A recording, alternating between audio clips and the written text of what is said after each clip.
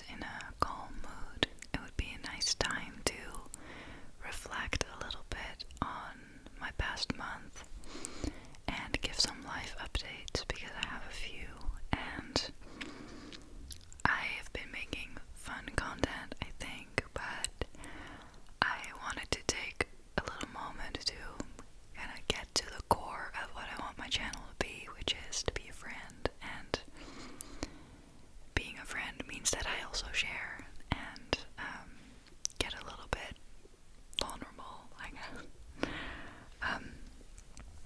In the end of July, I made a video on my non-ASMR YouTube channel where I talked about my burnout from A to Z, and I chose to put it on my regular channel because I felt like it would be more accessible if I did it in non-ASMR, also for friends and family to see it, and a lot of people don't like ASMR, and so I felt like that was the better choice.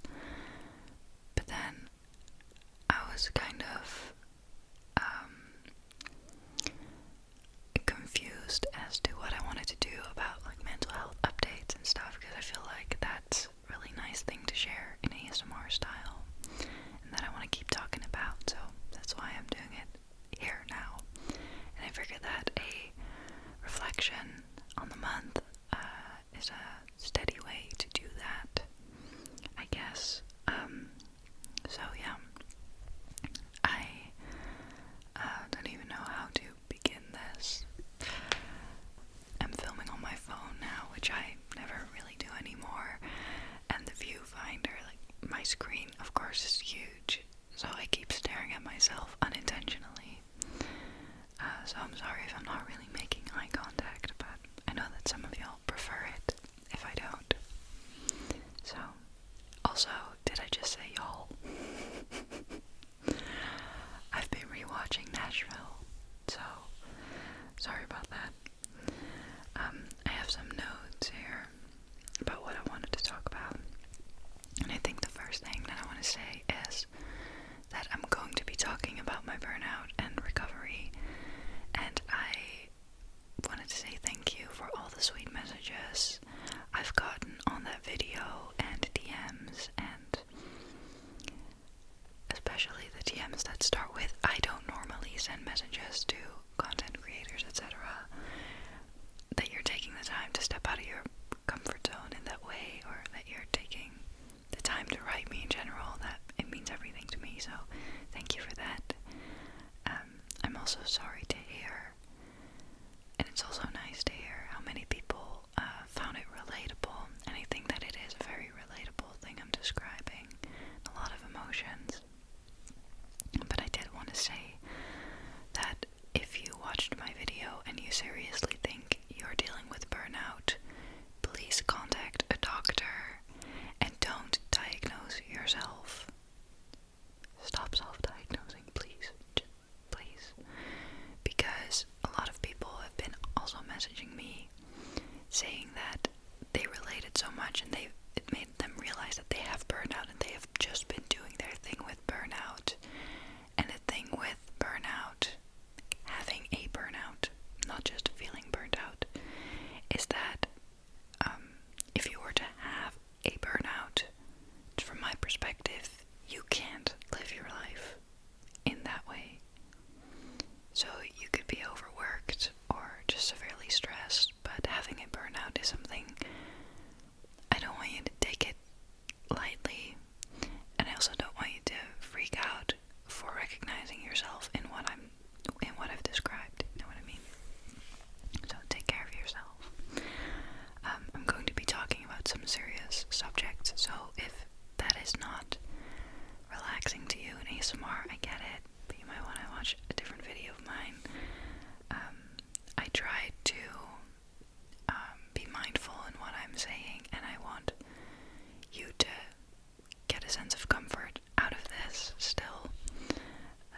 So yeah, just keep that in mind, I guess. But my August, if you haven't watched my burnout video, I explain in the last part of that video that I was really tired in July. I think I said that, and otherwise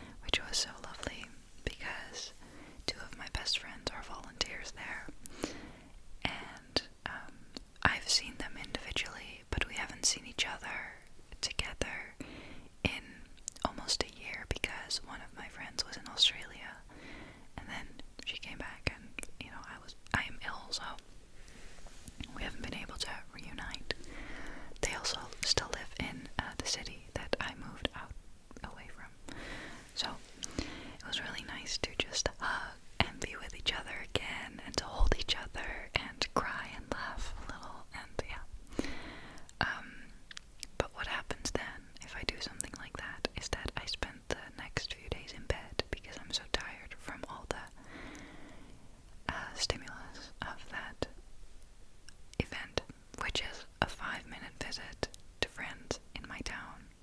It knocks me out for 2 days. And that's, yeah, burnout is hard. But it's going so much better, and even in those times where I'm more tired, I can still do things. Like, I can go to a grocery store. Like, I can do like one little outing still, which then happens to be the grocery store mostly, or just go for a little walk in the woods, and then the rest of the day I spend in bed, usually. But it was just really nice to see them again. What else in August? I just spent a lot of time writing songs again, and painting, and drawing, and I don't know, I've been enjoying my time a lot. I've seen my coworkers a few times, which was really nice. But I'll get into work in a bit.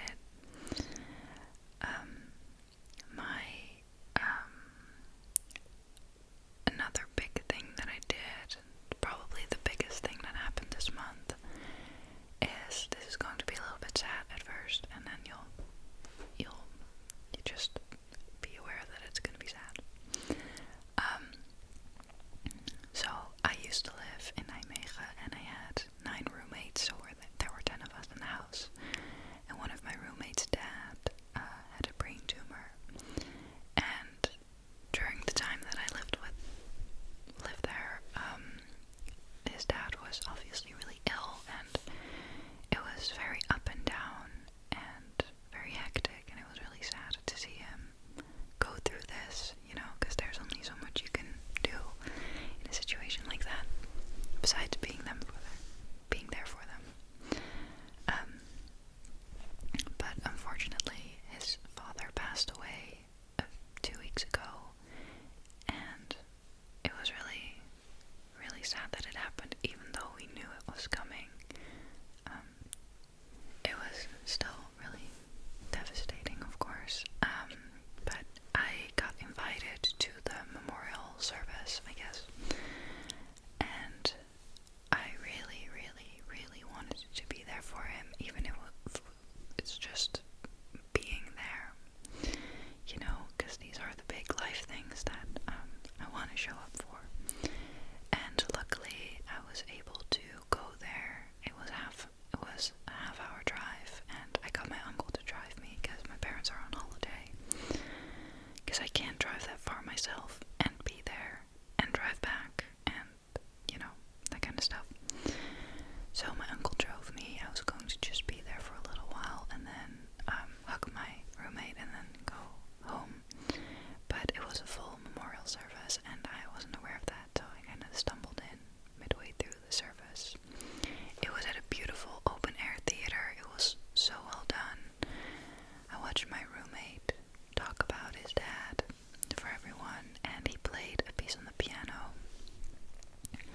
And that was such a bizarre experience because, first of all, he played it perfectly. He is a wonderful musician, which is what we bonded over in the first place, of course.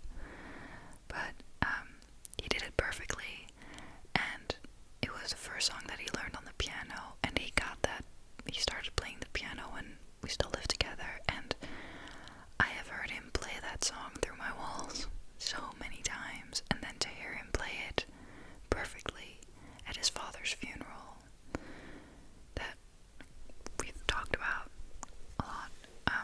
It was a very bizarre experience, but it was really beautiful, and it's, there's always, the key word is duality in everything that I'm saying, always, pretty much, but yeah. But one thing that was really nice about it, which I know it sounds weird in the context, but all my roommates were there, and I hadn't seen them in 8 months, and to be able to see them in person and to give them a hug was so special. And I was in the car home, and I burst out in tears, also because of all the emotions of the evening, and him playing the piano piece. I was just hysterically crying to my uncle, and he did it so well.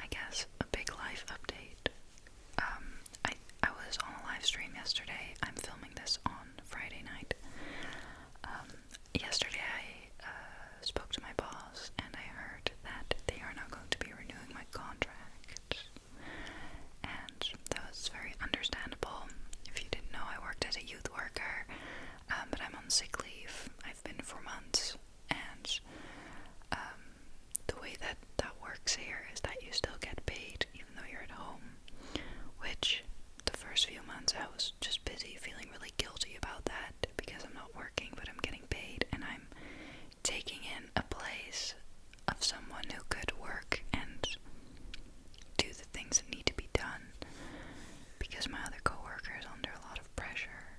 But I'm within my right to still get paid because I can't work, so it's not by choice. And yeah, that was difficult, but I made peace with that, and all my coworkers and my boss even was like, you can't help it, so just shut up. Respectfully.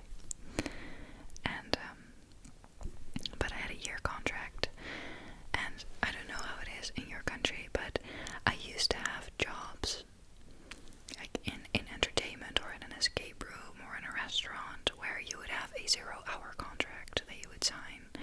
So you're not assigned a certain amount of hours, but they can just schedule you in. And with those contracts, it's pretty easy to just renew them after you've worked them for a year. So that's kind of where my mind was, because this is my second adult job. And I was just really not thinking about the contract at all. And then she told me that they're not renewing it, which it makes perfect sense because there's no guarantee of me being fully back anytime soon. But even the build up, there's just a lot of things that need to be done there that I can't do and that my coworkers can't do, and they can't replace me because I'm taking up that place financially. So that's kind of how that works, I guess. But because I'm on sick leave, I also talk to let's say a corporate doctor. I don't know what the English proper word for it is, but I call and see my boss physically, and then I call a corporate doctor every month or so. We call and we talk about reintegration and how it's going, how I'm feeling, what I want to do. And now it's mostly based on contact, so making contact, staying in touch with my job. So I try to go there once a week, but even that I still can't do because of my energy and how much it fluctuates, so it's hard. But the point is to eventually start slowly picking up work and reintegrating, and because now my contract is ending, I'm being handed over to a more, het UWV, hoe zeg je dat?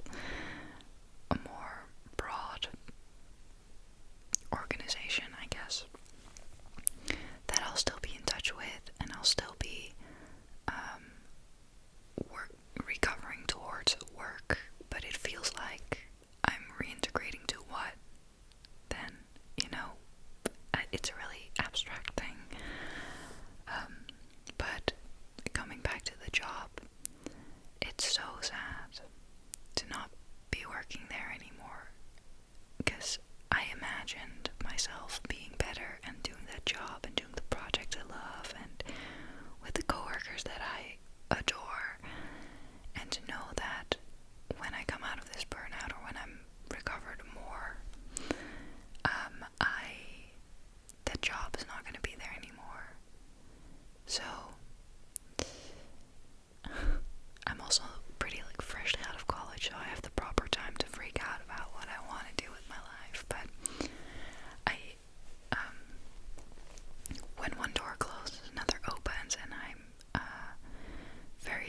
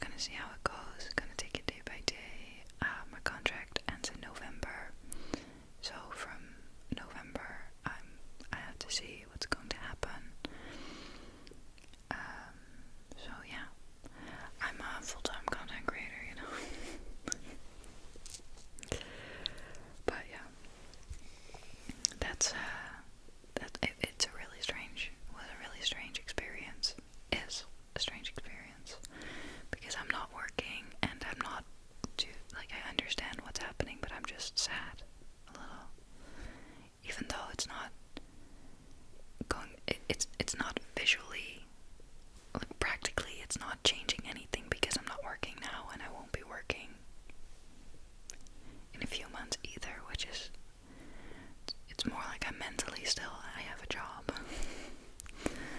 I don't know, it's really weird being away from everything. But yeah. On the other hand, what was interesting about this is that it felt like having really normal thoughts again that I am supposed to be having at this stage in my life and at my age and where I'm at, to be thinking about what job do I want to do, where do I want to live, what do I want it to look like, instead of, because most of my thoughts are centered around recovery. And I felt like the thoughts of, oh, what kind of job would I want to do then, or would I, because I started thinking about that too, like, do I want to move back to the city or be in the countryside? Like, that's also really refreshing to be thinking those things again. And yeah, you know, there are so many little things that are still happening, and there's so much progress that I'm still making every day, so that's good, I guess. I'm now fully aware that I have not made a video in this context on my channel yet, where I'm very much just thinking out loud about these things and recalling what I've thought about earlier today. I feel like I'm also being really vague and not making any sense. So I'm really sorry if that's the case, but I feel like these mental health check-ins, I guess, or reflections or updates are really nice to have, because I don't know, I can make a haul and talk about all that other stuff, but this is what life is. Like, this is life, and I personally watch ASMR because life is intense, and I find a lot of comfort in hearing other people's stories, and I know that a lot of you guys do too, and yeah, so I want to keep the conversation open, you know. And in ASMR, I try to consciously I don't want to stress anyone out by sharing sad things or personal things, because sometimes when I'm listening to ASMR,